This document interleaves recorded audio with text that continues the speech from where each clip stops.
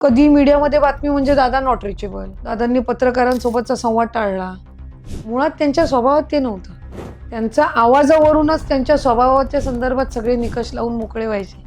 तर त्या पद्धतीचे दादा हे आम्ही खूपदा अनुभवले. भीती वाटायची. मी माझ्यावर कधी चिडले नाही, मी कधी ओरडा नाही खाल्ला. रात्री 11-11, 12-12 वाजेपर्यंत आमचं बोलणं होत नाही तिथपर्यंत थांबायचे. आमच्यासाठी वाढीव डबा मागवायचे घरून. नाही, मुलं अजून बोलायची राहिली आहेत. कुठलंही एज ग्रुप हा दादांसोबत रिलेट करायचा. अगदी सहज सगळे आजीदादाच म्हणायचे त्यांना. दादांनी तुम्हाला क्रिकेटला जायची पण एक संधी दिलेली होती. नक्की काय किस्सा होता तो?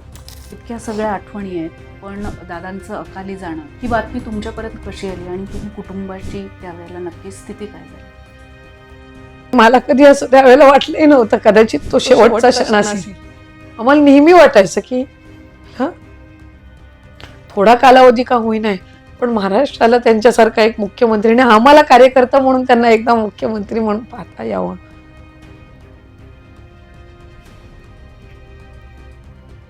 आम्हाला जसं दादांनी कुटुंब म्हणून सांभाळलं, तसा त्या माऊली म्हणून आम्हाला सगळ्यांना नक्की सांभाळतील. प्रत्येक महिलेला हे सांगेन की स्वतःमधलं मी पण जप.